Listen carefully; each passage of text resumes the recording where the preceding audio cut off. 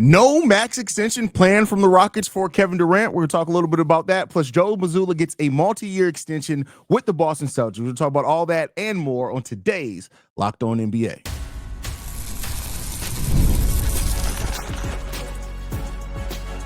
You are Locked On NBA, your daily NBA podcast. Part of the Locked On Podcast Network, your team every day. What's going on, Hoop fans? Welcome to another episode of Locked On NBA, where it's every team, every day, every game, everything that's basketball. We're here. I'm Haize, one of the hosts of Locked On Bulls. I'm joined by Matt Moore, one of the hosts of Locked On Nuggets, and he just writes for a bunch of different places. HP Paroxysm, the Action Network. Matt Moore is everywhere that you guys want. How you doing, Matt? Good, man. Working on off-season reviews over at my Substack. Talk about the Miami Heat. Hearing some stuff about Norman Powell and the money they might be giving him. I have a feeling we're going to be talking about that extension coming up here in the next maybe 2 weeks or so. It'll be interesting to hear what happens as far as what kind of money Norman Powell gets. That's going to be a fun thing to watch out for. Pat Riley's been kind of quiet for the most part of the offseason, but one of the extensions that seems like it may not be coming is, well, an extension, but it won't be a max level extension when it comes down to it. Tim McMahon was talking about Kevin Durant, and he says this: by all appearances, by what I've heard, they're not going all in on an extension for Kevin Durant. That doesn't mean it won't happen. There have been rumblings of, hey, KD isn't going to push for the full max. I don't know that the Rockets are going to put anything on the table that's close to the max. I think the Rockets, it's not ideal, but I don't think they would panic if they go into the season with Kevin Durant just on the expiring deal that he's on. How you feeling about that, Matt? I am not surprised. It's funny, in the story that was given, Bontemps talks about how he's like, the Rockets have done a remarkable job of showing fiscal discipline and restraint all the way through. Yeah, big shocker that Tillman Fertitta's team is showing financial restraint. But I do think not locking in, not going the Heat route of being like, we'll give you anything. That's how you wind up with Jimmy Butler being like, I'm 37, 36, and I want another huge deal. If you're like, hey, look, we'd love to have you. We traded for you. We believe we can win a championship with you, but we do understand where you're at in your career, and we've got to be able to keep our options open down the line. I think this is another example of how under the CBA, every single dollar is going to be a little bit of a battleground. Like every single dollar you can save, I think matters in the short term and the long term for your apron flexibility. Even with guys like Kevin Durant, I think it's worth being a little restrictive, looking at his age, the injury situation, and everything. Giving yourself some outs, I think, is really important. So I think it's probably a wise decision. McMahon did say that there's been some rumblings KD might not push for the max, which I think is, not surprising given where he's at in his career, but also interesting that, like, hey, he's not trying to chase the most money all the way to the finish line. And if he's willing to take less, you do kind of wonder if, like, they're going to be able to add somebody else next year before they got to deal with the extensions for everybody else on the roster, all the young guys. So it's going to be interesting to kind of see how they build this team out going forward. Yeah, I mean, acquiring Kevin Durant was definitely, I'm high on the acquisition. I'm high on the Rockets going into next season. And I did think at that time that an extension for Kevin Durant was just going to be a foregone conclusion, that it was going to come. Now, it doesn't need to be at the max. I don't think it should be. Like, no disrespect for Kevin Durant, but I think at his age and the place that this team is in, yes, they do need him to get to that next level. But the plan is for them not to continually need him. You want to still develop your guys. So I think you got a lot of young guys, so you're going to have to pay there. You already got rid of one in Jalen Green to get Kevin Durant in there. So I think this is a smart move by the Rockets. I think it's a smart play. And even hearing that, Kevin Durant may not even seek the max, I think shows a level of awareness for him about what the situation is. If Kevin Durant wants more rings and he wants that to be in Houston with the Rockets, I don't think he can have an expectation of getting the max. And hopefully that also means that as those players grow, it alleviates some of the pressure on Kevin Durant. He can kind of just focus on what he does well, while the young players help him have a whole another leg to his career.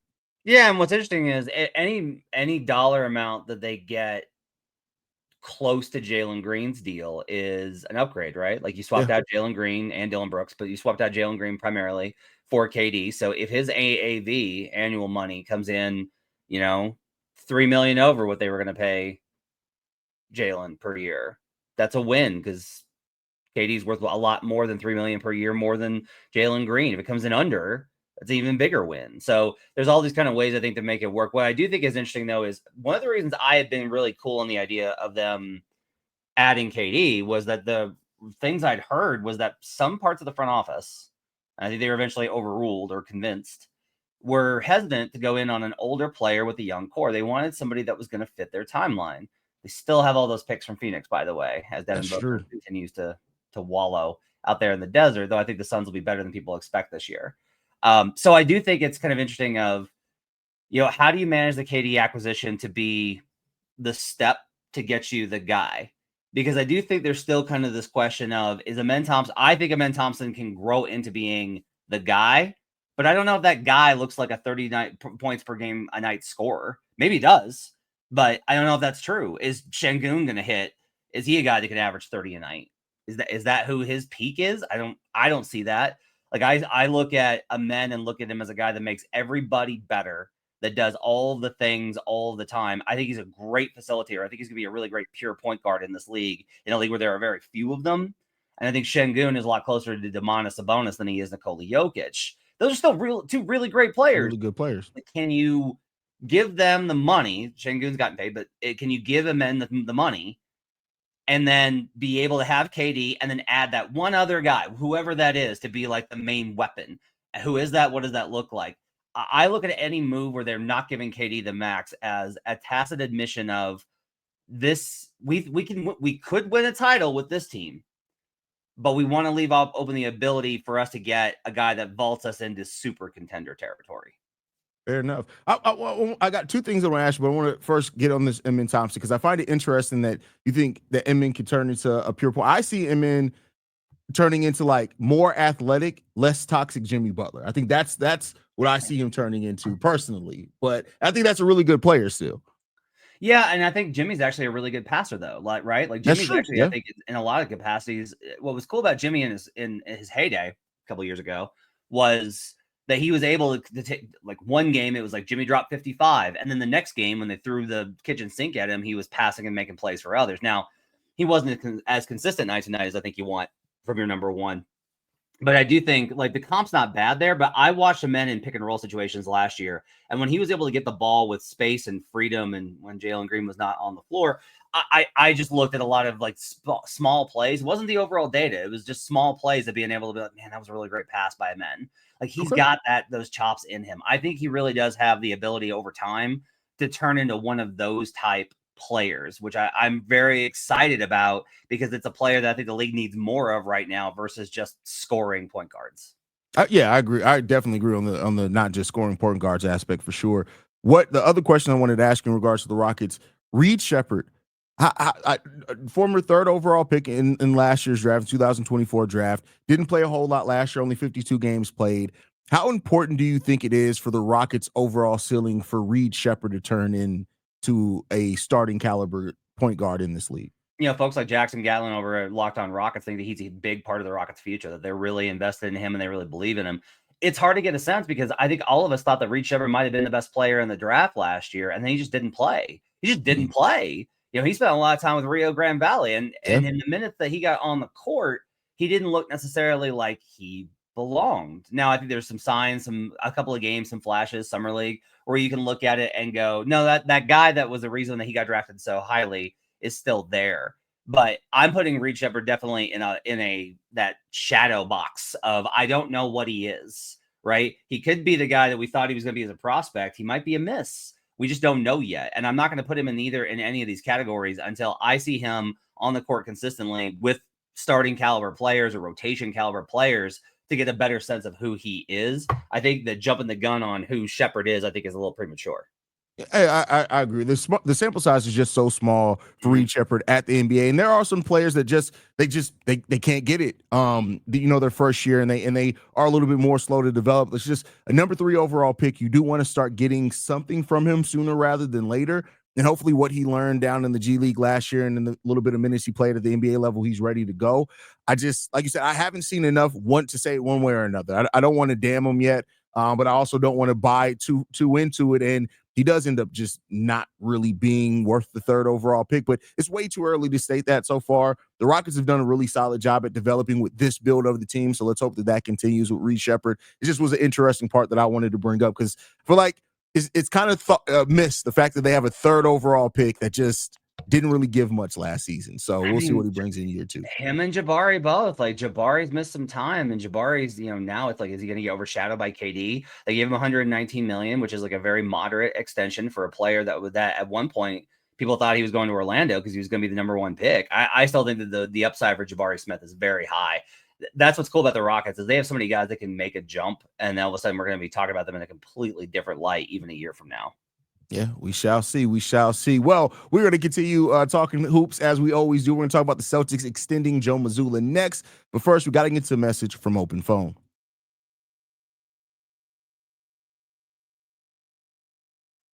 If you're running a business, you know that every missed call is money left on the table. Think about the last time you had an urgent need, maybe for a plumber or a service provider. If the first person didn't answer, did you wait?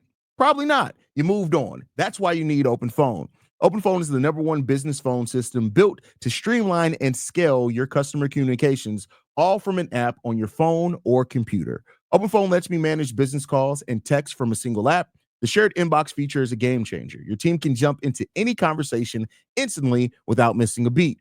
And their AI agent handles after-hours calls, answers common questions, and captures lead so you never miss a customer. OpenPhone is offering our listeners 20% off your first 6 months at openphone.com/LockedOnNBA. That's OPENPHONE.com/LockedOnNBA. And if you have an existing number with another service, OpenPhone will port them over at no additional charge. OpenPhone, no missed calls, no missed customers. More Locked On NBA coming up next. All right, Mr. Moore. With that said, Joe Mazzulla, he's going to have more years and more money, apparently, as well as they announced today that the Celtics have agreed to a multi-year extension with Joe Mazzulla. How you feeling, Matt? You muted. Cash the -1,000 ticket. I'm always muted. So not as happy as Doug Branson is somewhere in America. Doug Branson is popping champagne bottles. Happy for Doug. Can't wait to get him back on Monday. I'm not surprised, right? They go to the finals and win. They go to the conference finals, they lose. They go to the finals, they win. They go to the second round, 160 plus games. Like this team's been a juggernaut under Mazzulla. Mm-hmm. And he definitely carried over the success that Brad Stevens built and then Ime Udoka built and then put his own stamp on it. But he's definitely proven that he can get to the players. They love him. They trust him. Like there's a real strong relationship there for as much of a weirdo as he is. Those guys really connect and listen to Joe Mazzulla. So I'm not surprised that they want to keep things intact. There's no reason to move on.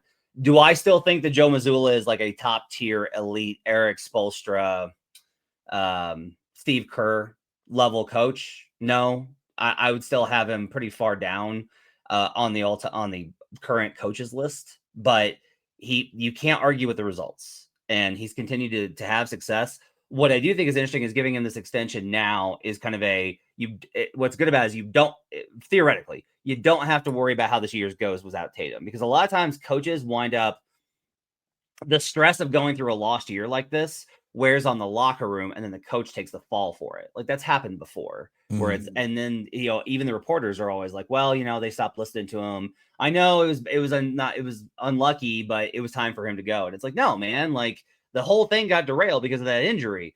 Giving him the extension just means like, no, we're locked in long-term. We know what this coach can do when he's got his full complement of players. I still am kind of curious what this looks like, especially this year, because I think he's got to experiment a little bit more. I don't think he can run the same system that he did last year. I don't think he can just be ISO with Jaylen Brown and then kick out to shooters, right? I don't think you can move Derek White into Tatum's role, or move Derek White into Brown's role, and move Brown into Tatum's. They got to be a different team this year, whether they keep Anthony Simons or not. So I'm very curious to see what he does as far as how he evolves his team going forward, because I really thought he got too far into the 3-point obsession last year. It was a great balance of winning the math game in 2024. Last year, I thought he went too far. So I'm really curious to see how he does this year, but can't argue with the extension, man. The track record's too good.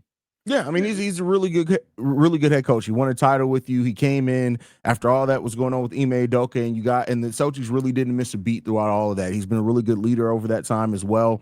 And he's one of Doug Branson's favorite people in the world. So like, well, you got to keep him on for that, if nothing else, right? So I'm happy for Joe. But you raise a great point as far as like he's going to have to coach differently, and this may be one of the seasons where he has to mix things up a whole lot based off just where they are as a roster, as a team, where they are as far as in this place. And I still think this is going to be a tough Celtics team. I think they're going to be tough this year, but he is going to have to do things a lot differently, and he's gonna earn that contract. And I think this is going to be a season where if anybody doubts if it's just the roster, how talented the roster is, or how much coaching Joe Mazzulla is doing, he's going to give people reason to remember just how good of a job he's doing here coaching wise. Do you feel like, so like I brought up Spoelstra, and what's interesting is, when he won his first title in 2012, it's not like people thought he was all that awesome of a coach then. There was so much talk during the Heat era about Eric Spoelstra being fired or LeBron wanting him gone or whatever else. And it wasn't really until the end of the 2010s that everyone was like, man, Spoelstra's a great coach, legitimately a great coach. And I think he showed signs all the way through it. Like one thing I've said a lot is getting a group of role players to all play competent basketball together is not, in the regular season, is not that difficult. It's really not. It's difficult because you're going up against superstars that you don't have the firepower for every night, but you can overwhelm them with team basketball in the regular season. Getting superstars to sacrifice, to commit to each other. And this is where I don't know on Mazzulla, where Tatum was always this guy. Tatum's always been willing to sacrifice. Tatum's always been about being the team first. Like Tatum is not an egomaniac. Tatum is not looking out for his stuff. Tatum did not get jealous when Jaylen Brown won Finals MVP or Eastern Conference Finals MVP or both.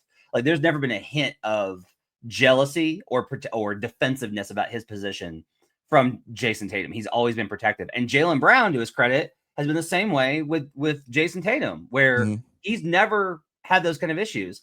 But eventually, I feel like at some point, Mazzulla is going to face a different set of circumstances where there's going to be a different kind of culture in there. And some of that you could say, no, it's not, because the Celtics won't acquire those guys, much like the Spurs, like they just don't get those guys. And that's a fair counter argument.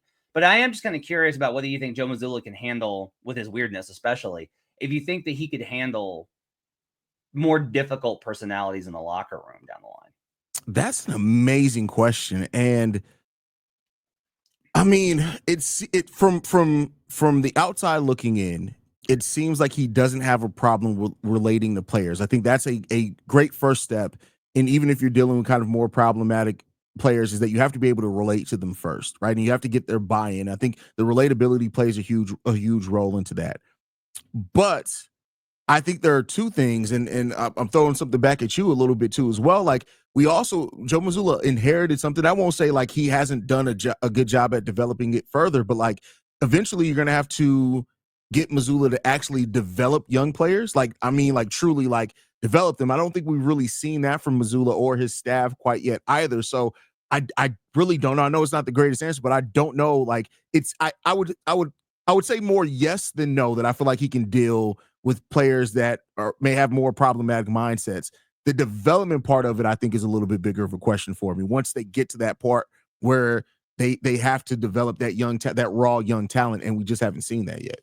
Okay, so we're throwing this back and forth at each other, but I do need to know this. Like, do you think that Luke Cornett and Peyton Pritchard got better as players in this? That's always both, but do you think it's more that they got better, or do you think it's more that the system showcased certain things around them and that they built a system where guys like that could succeed?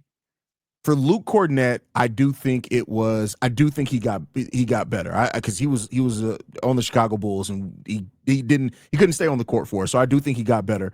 For Peyton Pritchard, I don't mean this to knock Joe Mazzulla, but I think with Peyton Pritchard, it was more a benefit from the role. Not to say he hasn't done any development, but I think he really benefited from his role increasing slowly over time with the Boston Celtics. Like that minute increase. And once Derek White went to the starting lineup from the bench, it left a void there that Peyton Pritchard was able to step into and play really well in. I just don't know if I give it like a whole bunch of development points, if that makes sense. Yeah, this is the tough one for me. Is I'm really curious to see what Cornette looks like in San Antonio. Yeah. Right, because the pick and roll numbers with him were nuts. They were so good, and Pritchard's numbers are ridiculous. Like, he's one of the most impactful players in the league. It's why he won 6-man. And you watch them, and you're still like, really? And not just because it's like goofy looking white dudes, right? It's genuinely. I look at their games, and I'm just like, come on. Like, Peyton Pritchard's not like Chris Paul, Yeah. like Luke Cornett's not out here, absolutely just like skying down the lane like vintage Clint Capella. Was it just the Celtics system that augmented this, or are they really that good? And that, I think, tells us a lot about that question of Mazzulla's staff and their ability to develop talent. Because if Cornette goes there and he thrives and succeeds in San Antonio, then it's like, no, they helped make him a better player. Like, Cornette gets the most credit, but they helped make him the better player. If Peyton Pritchard has another phenomenal season despite missing Jason Tatum, because Pritchard and Tatum played a lot together. If Peyton has another great year, not just with three-point shooting, but with his playmaking, with his defensive side, with his plus minus, with all of that stuff, then I think we got to give credit to that staff for being able to turn those guys into legit pieces that can be on a contending team. That's fair. That's fair. And I guess we shall see. There's going to be a lot that we find out this season about the makeup of this team and Joe Mazzulla for that matter as well. So shout out to Joe Mazzulla for getting that contract extension. We're going to next up be talking about the Warriors reportedly are interested in a sign and trade for Josh Giddey. But first, we got to get into a message from FanDuel. Summer sports are in full swing, and whether you're all about baseball under the lights, golf on the green, or high-stakes soccer action, FanDuel is the best way to make every game more exciting. You're already following the action. Why not make it a little more thrilling with FanDuel? You can get in on the game while your friends are getting sunburned at the beach. I've been using FanDuel to track my favorite matchups, and the app keeps it fresh with new daily promotions and fun ways to bet. It's easy to use, fast to pay out, and makes even regular season games feel like much-watch events. Whether I'm placing a same-game parlay or watching a bet ride into the ninth inning, FanDuel makes it feel like I'm part of the action. If you're new to FanDuel, new customers can bet just $5 and get $150 in bonus bets if your first bet wins. Open the FanDuel app today or visit FanDuel.com to get started. More Locked On NBA coming up next. All right, Matt, before we get up out of here, we got to talk about it. Jake Fisher went live, as he does on Bleacher Report a lot. And one thing I can say is that I know for 100% fact the aggregators just wait for Jake Fisher to go live, because I watched the stream live. And if I didn't watch it live, you would think that this deal is on the precipice of happening the way the aggregators have taken it. But what Jake Fisher basically said is that the Warriors reached out to Josh Giddey and his agency about a potential sign and trade. We don't know exactly when did that happen, if it was recent, more earlier in free agency. He then goes on to talk that if that were to happen, it's probably going to be a Kuminga and Josh Giddey dual sign and trade type thing and scenario. Matt, I want to throw it to you on this one. Does Josh Giddey make sense for the Warriors? Now, we know that in that draft process, the Warriors really thought they were going to get Josh Giddey. That's been widely reported that they were very high on Josh Giddey in that draft. Does he make sense now for the Warriors, though? I kind of love this idea. I kind of love this idea for both sides. So Giddey, I think, is best as a connector, right? So as a guy that can operate in between mechanisms, the shooting has improved a lot. He's worked really hard to get that up to where a closer range of where it needed to be. I don't know how he shot last year. Was he terrible or okay last year? It's always Josh Giddey? Yeah. He was a really good shooter last year. He actually shot, I think, almost 37% from three, 38% on catch and shoot threes. He actually shot really good last year. Yeah, that sounds right. He worked on it really hard in OKC. He had that month where he was really good and then couldn't do it in the playoffs, and so they moved him. But as long as he's able to shoot for Golden State, that's the important thing here. And that makes a lot more sense. I've talked about this a lot on this show and on others, that Jonathan Kuminga is a north-south player and Steph Curry is an east-west. He moves from baseline to baseline, cut, relocation, shift all around, right? It's hard to do that with an up and down vertical, if you look at it, just not actual vertical, but like north-south player on the court.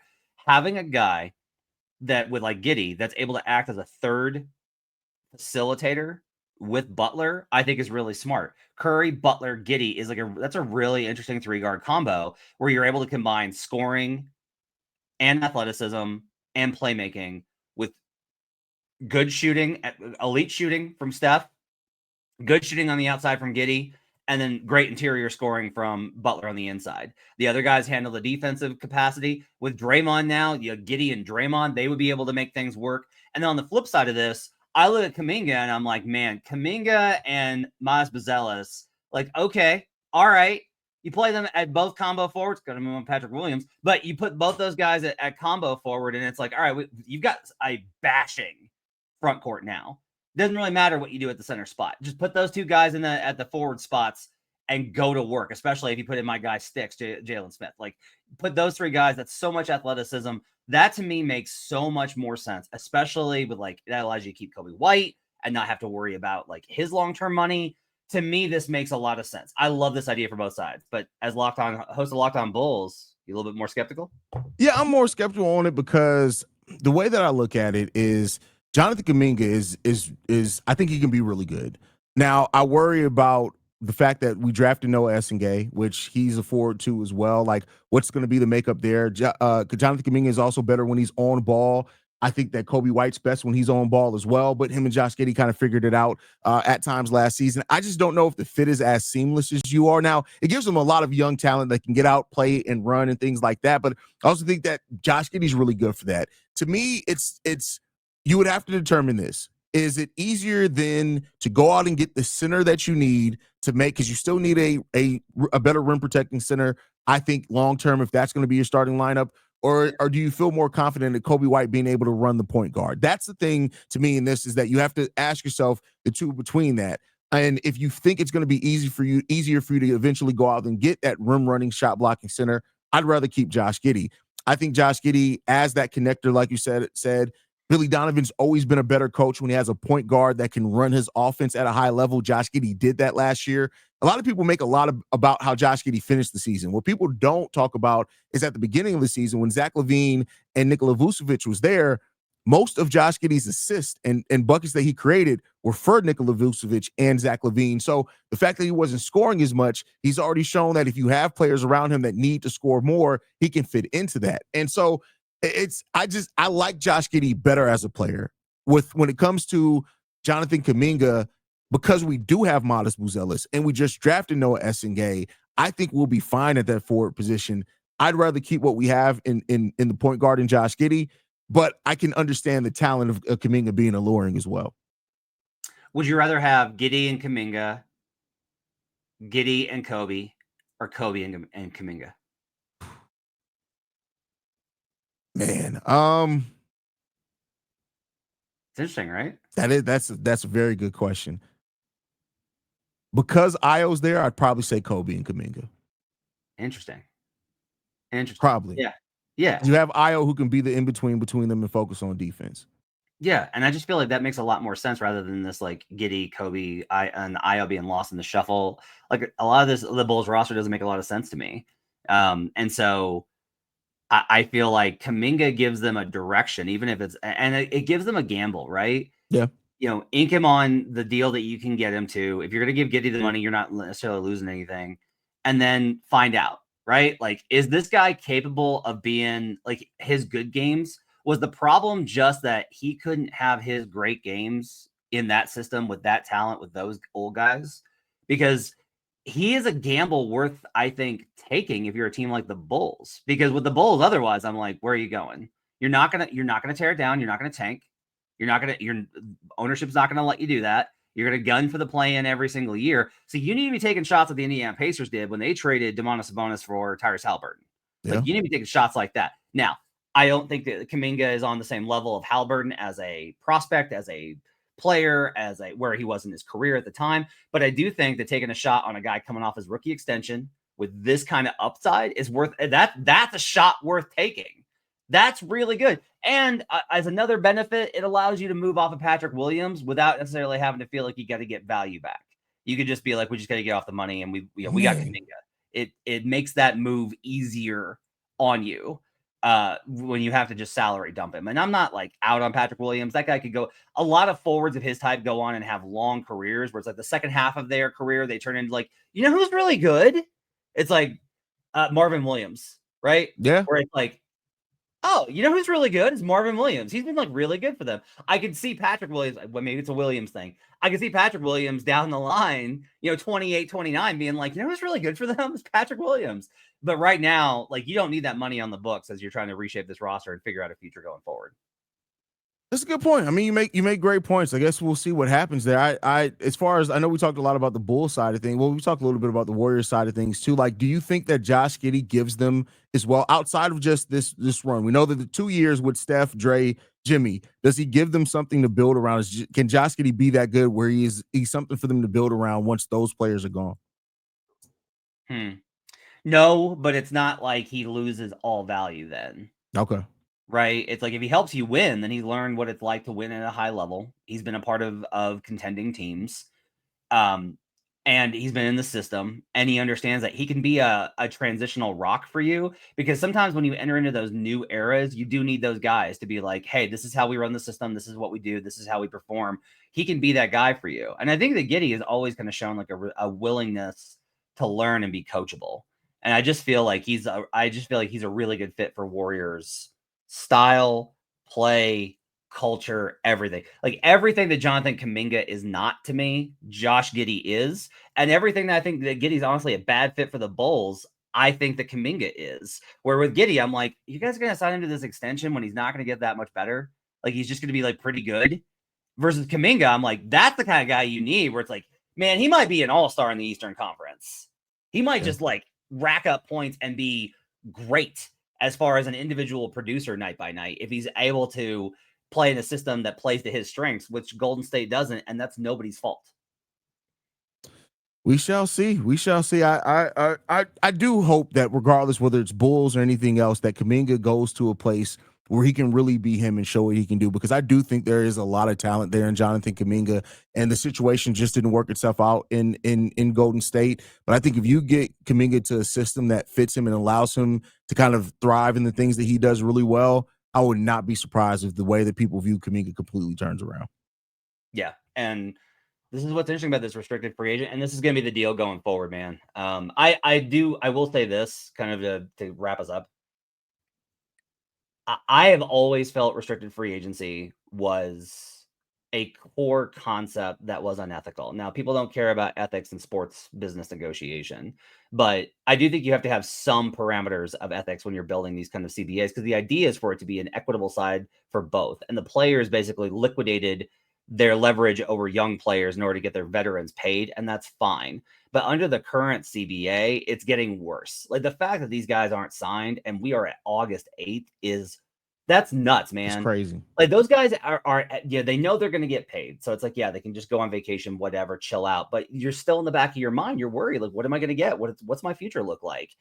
And teams are going to keep squeezing like this. And I just think that the players should be thinking about the future generations and not just themselves, like every other union has in its history. Don't just worry about yourselves while you're a member of the union. Worry about you talk about it being a brotherhood. Take care of your young guys so they can get raise structures better early on, and they don't wind up being squeezed like this, because you're going to see a lot of these guys over the next couple of years. I made the argument for squeezing the life out of Peyton Watson on Locked On Nuggets, and I don't think that's ethical or right. But it's what the Nuggets need to do. Yeah. So they need to deal with restricted free agency going forward. Absolutely. And I think it's gonna be interesting in the era of the second tax apron and things like that, how restricted free agency is handled going forward. I can't wait to see it. But we'll be talking about it here on Locked On NBA, man. Anything left, Matt, before we get out of here? Have a great weekend. Stay safe. Be kind to each other. Absolutely. Appreciate you guys for tuning in and sticking with us all throughout the week. Locked On NBA is free and available on every podcasting app and platform of your choice, as well as YouTube, the Odyssey app, Amazon Fire TV, Roku TV, Fubo TV, and a couple of other ones. So you can find us anywhere you want us, man. But thank you. Shout out to Doug. He'll be back on Monday. We'll see you guys Monday as well. Peace.